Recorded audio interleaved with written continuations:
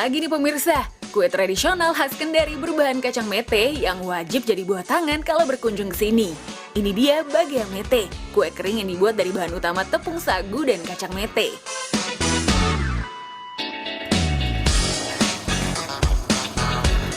Iya, selain jadi makanan pokok, keluarga Kendari juga mengolah tepung sagu menjadi kue.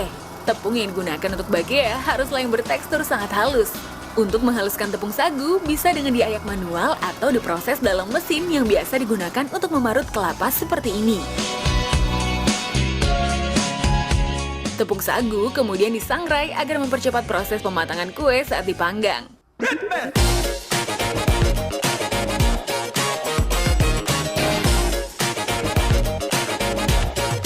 Nah, untuk membuat bagea cukup mudah. Tepung sagu dicampur dengan adonan dari gula dan santan yang sudah dimasak. Uleni adonan ini hingga rata.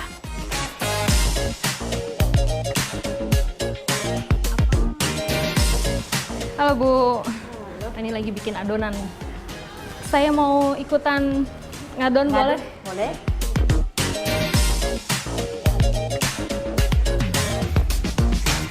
Udah ini Bu. Udah Aduh pemirsa, ternyata nih part yang paling capek kalau bikin bagian nih. Ngadonin antara gula dengan sagunya sampai jadi nggak terlalu kalis. Karena tujuannya supaya bagiannya nanti setelah dipanggang itu pecah ya Bu ya. Dan ini berat ngaduknya.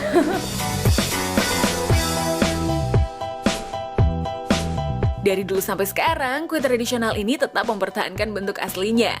Berbentuk lonjong dengan sedikit lancip di bagian ujung-ujungnya.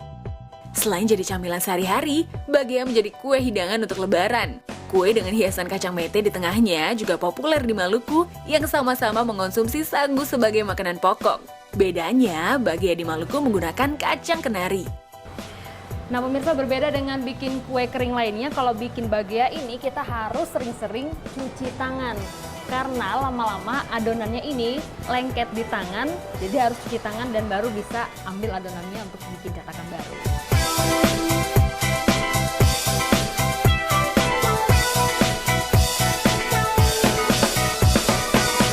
Meski ukurannya besar, kue kering ini hanya butuh waktu 20 menit untuk matang. Kue kering khas kota Kendari ini punya tekstur yang unik saat sudah matang.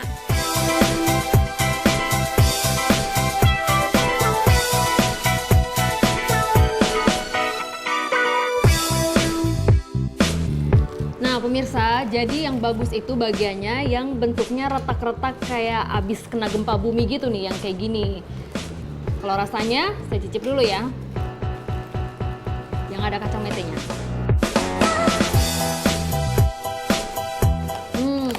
Menggoyang lidah. Garing, kacang metenya juga lembut banget. Enak pokoknya.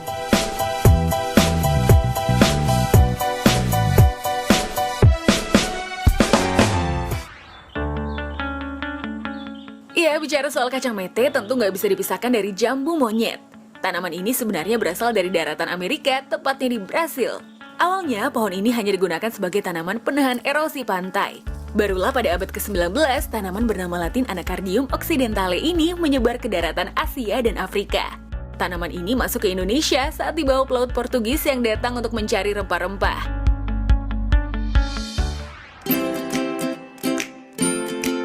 Nah, gak hanya di Sulawesi Tenggara, Kabupaten Lombok Utara juga menjadi sentra penghasil jambu mete di Nusa Tenggara Barat. Salah satunya di Dusun Sangkukun, Desa Genggelang, Lombok Utara. Ada dua jenis jambu mete, yakni lokal dan hibrida. Jenis jambu mete lokal jadi andalan karena punya banyak kelebihan. Jambu mete lokal bisa berproduksi hingga ratusan tahun, dan biji metenya lebih besar dan pipih. Warna buahnya merah kehijauan, lebih besar dan lonjong, serta pohon tidak rentan terhadap hama. Untuk olahannya, warga di sini berinovasi memanfaatkan daging buah jambu mete menjadi abon dan kerupuk. Memang, olahan buah jambu mete belum sepopuler kacang mete. Untuk mengolahnya, daging jambu dikupas lalu ditumbuk hingga semua air dalam daging buah hilang.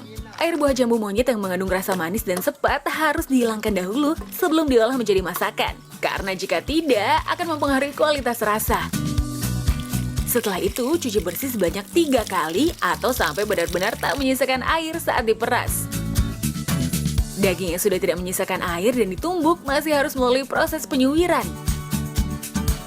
Tinggal bikin bumbunya dari beragam bumbu rempah seperti bawang putih, bawang merah, lengkuas, kencur, ketumbar, dan kemiri. Mengadopsi resep abon ikan, cara ini diaplikasikan pada daging buah jambu mete.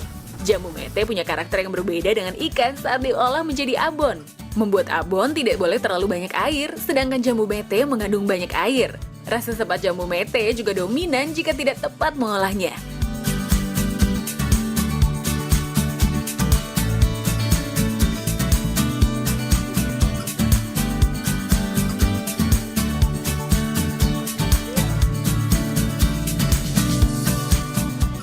Nah, selain abon, ada juga kerupuk jambu mete nih pemirsa.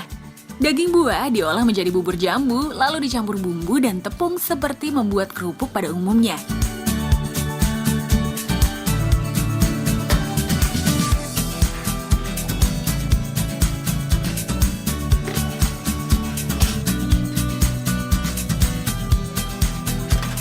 Kerupuk jambu mete yang masih mentah bisa bertahan selama 6 bulan.